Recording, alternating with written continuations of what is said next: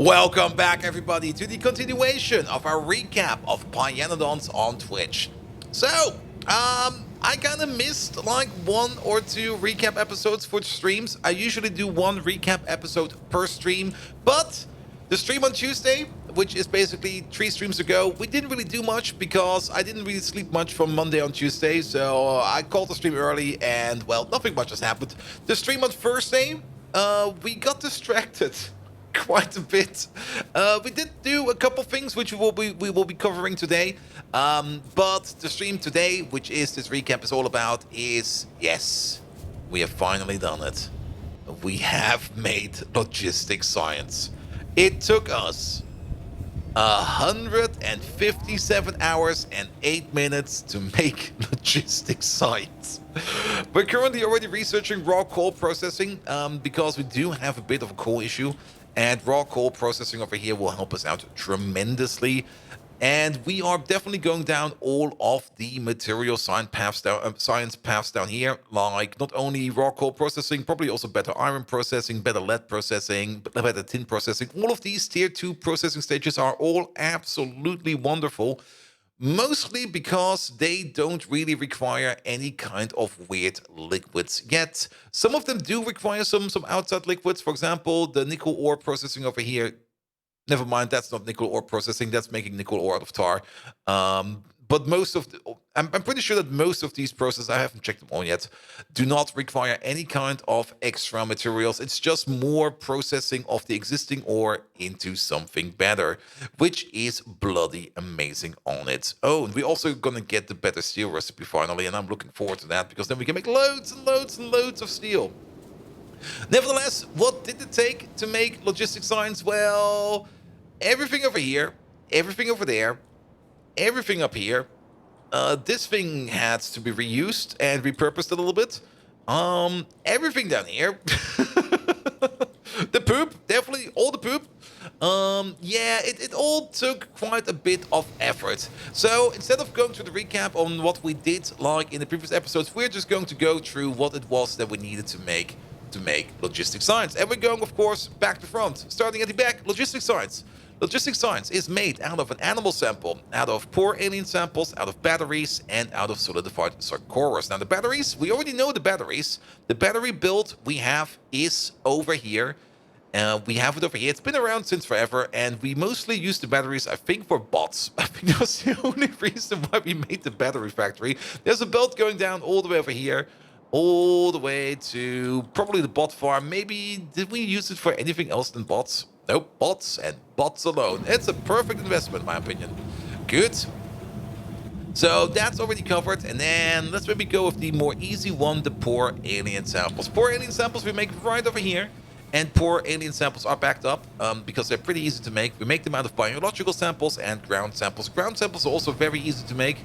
Ground samples is just a little bit of rich clay and a little bit of soil. Smack them together and boom, you get some ground samples. Soil, yeah, we can dig that up. And rich clay, we can turn ash and water into rich clay. So this over here gets all the ground samples that we need. Not quite sure if this is actually a sample of the ground. I don't really care. Good. The biological samples over here are a little bit harder to make. We do need bone meal, native flora, incubated petri dishes, urea, and Relecia seeds. Now, for the Relecia seeds, we have already made the Relecia farm. You should have seen it in the previous recap episode, and the Relecia farm over here is completely up and running. The only thing that we make in this Relecia farm is not the plant itself. We don't really care much about the Relecia plant. We do care quite a lot about the Relecia seeds. So everything that's being made over here, all these flowers over here, they're all being turned into seeds. Non-stop seeds, because we do need the seeds for the starch, and we do need the seeds for the cotton gut breeding cycle. While over here, we might as well have a quick peek at the cotton gut breeding cycle.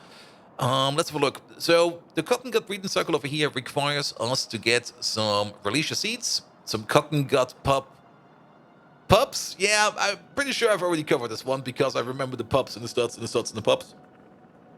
As well as some tree seeds and our moon drops, which are coming from over here.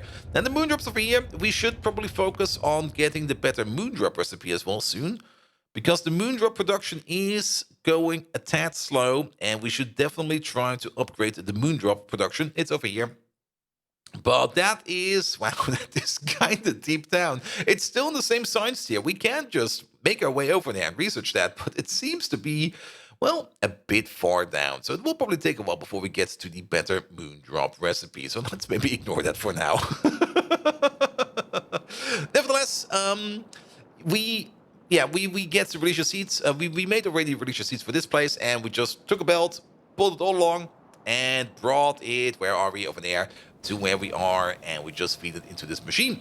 The urea, the same thing. We already have a place over here where we make the batteries, where we make urea.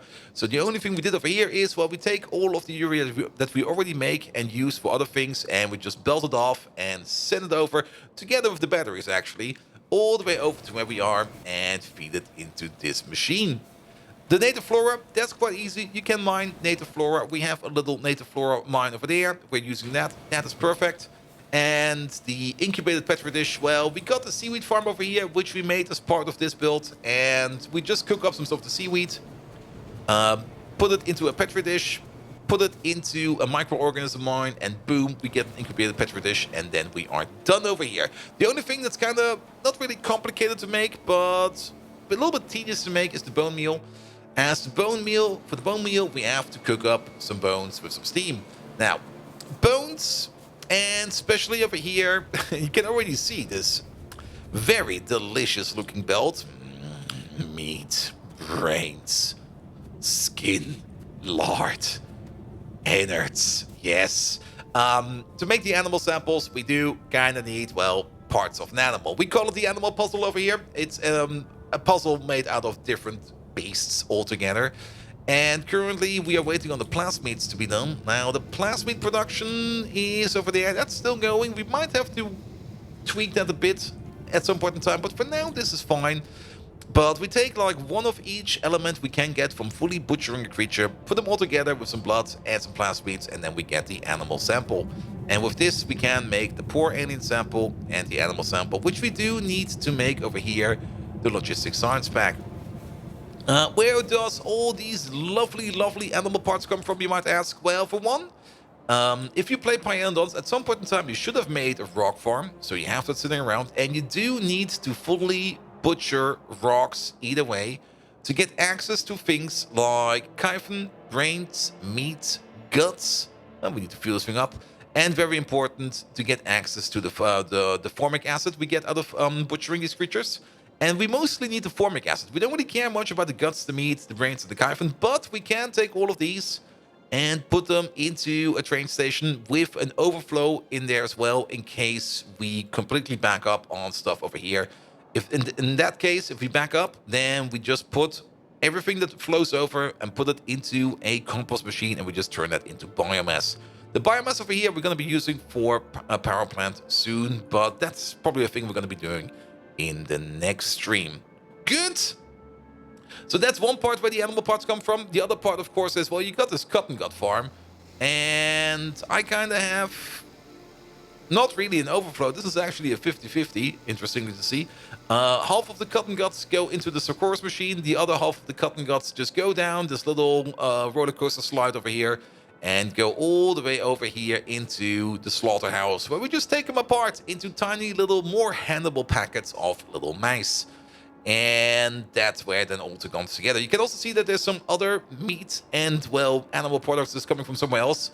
But first of all, let's stay over here. We just take everything we butcher and we just sort it into meat, lard, bones, brains, skin, and guts.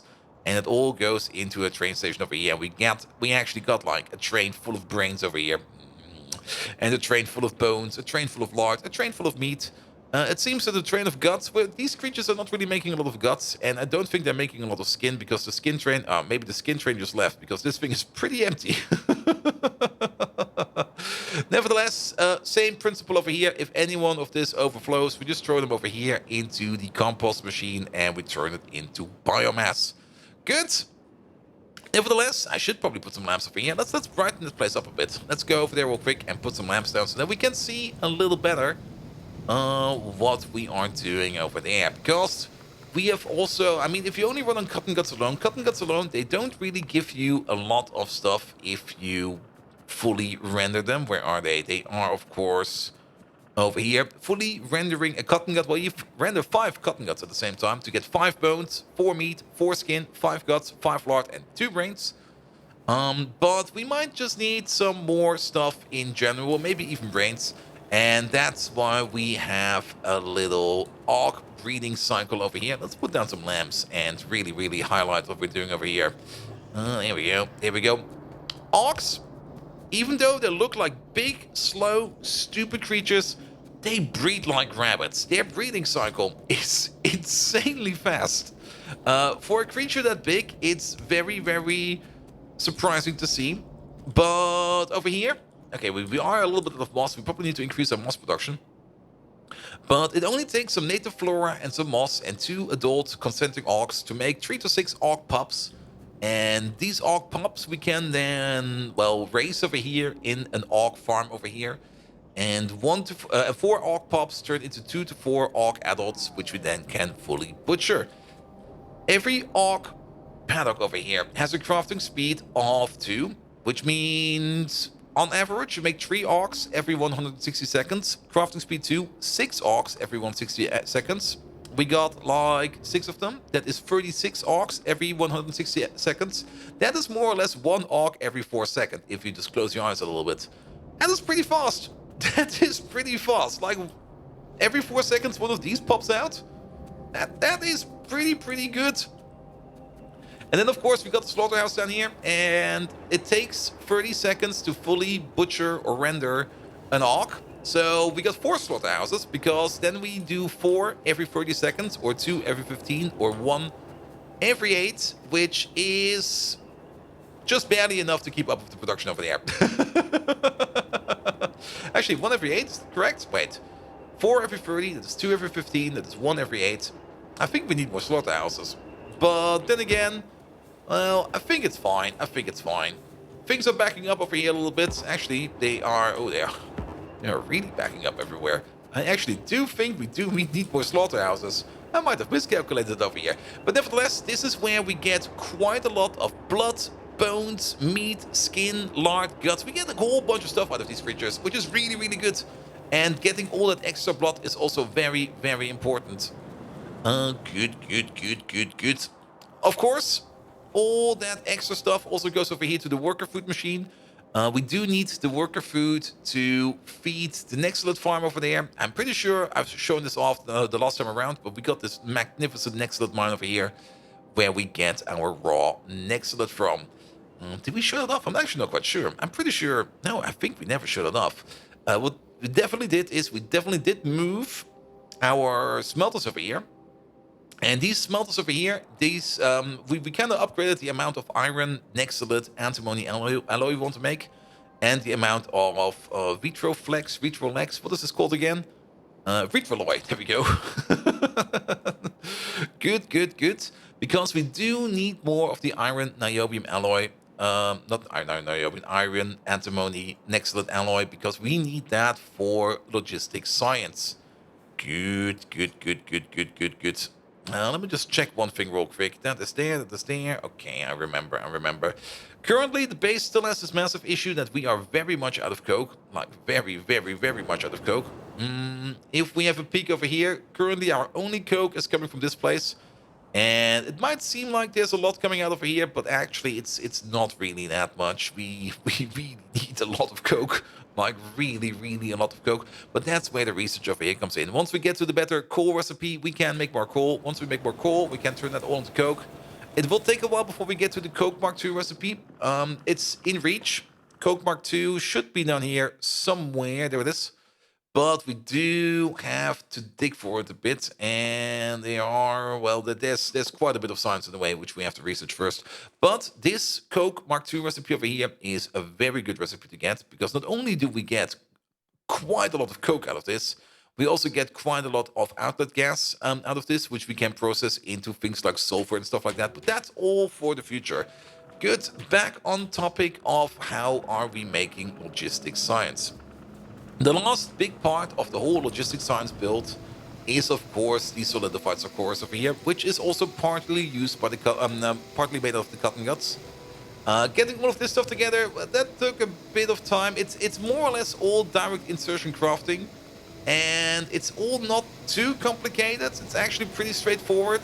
You just have to get a whole bunch of materials together and probably set up a couple of trains. This one over here, the laboratory cases, is probably going to be the most complex of them all in terms of resources we have to bring in, because we do have to bring in simple circuits, we do have to bring in iron next to antimony special alloy, and both of those we are not really making yet at a high tempo. We're actually making it at a very slow tempo. But then again, once you do get delivery of circuits or do get the delivery of iron, niobium, next lead alloy, antimony, not niobium. I'm always mispronouncing that one. You're probably going to be good for a while. We do have the train station out here for circuits, and there's already a whole bunch of circuits over here, and we're still making every now and then a couple of circuits. It's all still very slow, but as long as it is consistent and you make them, that's perfectly fine. Good, but yeah, the laboratory equipment is kind of hard to make. We also need to get some rubber in. We need pretty much a bit of everything. It's not very circuit intensive yet, but the next science pack will definitely be circuit intensive. But by that point, we will have increased our production overall of everything. Good. Anything else? Yeah, one thing that was kind of surprising was over here, the depolymerization of the organics. We take some liquid manure and some subcritical water to make some depolymerized organics. We don't really need that much over here in the solidified cores machine, but we do need a bit. What was surprising is that we do need 1,000 subcritical water. And to make subcritical water, one of these heat exchangers, they make 50 subcritical water every 30 seconds. These are kind of slow. They do have a crafting speed of 2. That makes it a little bit better. So we make 100 every 30 seconds, but still that's about 3.333 per second. Or in total over here, 13.3. And if we would want to run this machine at full speed, we would need 100 per second. Now, thing is, we don't really need this machine to be running at full speed, mostly because, well, the Sarkoros is backing up. The thing that is currently bottlenecking us is the production of the plasmids. The production of the plasmids is being bottlenecked by rubber production. So if we want to increase the production over here in general, we need to increase our rubber production. Let's have a quick peek at that. Rubber. We should, there it is. We should get a new rubber recipe soon. And this one over here, can we compare it to the old one? Yes, we can. This one over here makes like 1 rubber every 4, and this one over here makes 4 rubber every 4. So we already quadruple our production over here. We do need organic solvent, and we do need polybutadiene, which I think we also already need over here. Yes, we already need that over there. So we have that. So we just add organic solvent, and then we can quadruple our rubber production. Which I'm very much looking forward to, but that is, well, organic solvent, the first organic solvent we have to make, well, that will be for later. It's not as easy as one might think. Good. But yeah, it took us a total of 157 hours to get to Logistics Science 1. Basically 4 full work weeks. Oof. That's a lot to get here. Sorry about the kind of scattered uploads schedule the last couple of days. After my holiday break, work kind of got up right away, and things were a bit chaotic. Things will be better, absolutely. I just have to get back into my rhythm. So just give it like a couple days, and it will be fine.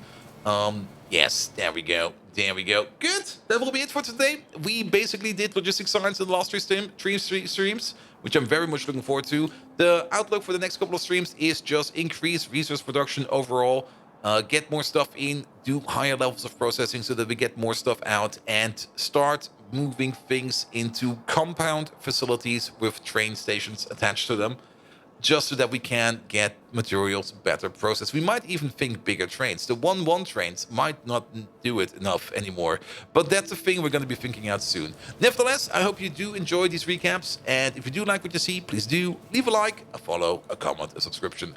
Every one of those actions does help me out in growing this YouTube channel to something bloody amazing. You can also find me on twitch.tv/BoldViking, where we do even more Factorio. I think we're playing Pyanodons over there. But we're also doing a run of Darkest Dungeon at the moment on every Friday. And Darkest Dungeon is just an absolutely amazing game. And I'm looking forward to when the official 1.0 release of Darkest Dungeon 2 will be coming out this year. I think it will be coming out this year. At least the Steam release will be this year. Let's put it like that. Who knows what they will be putting in there. Nevertheless, thank you so much for today. Have an amazing evening. And until next time, see you around.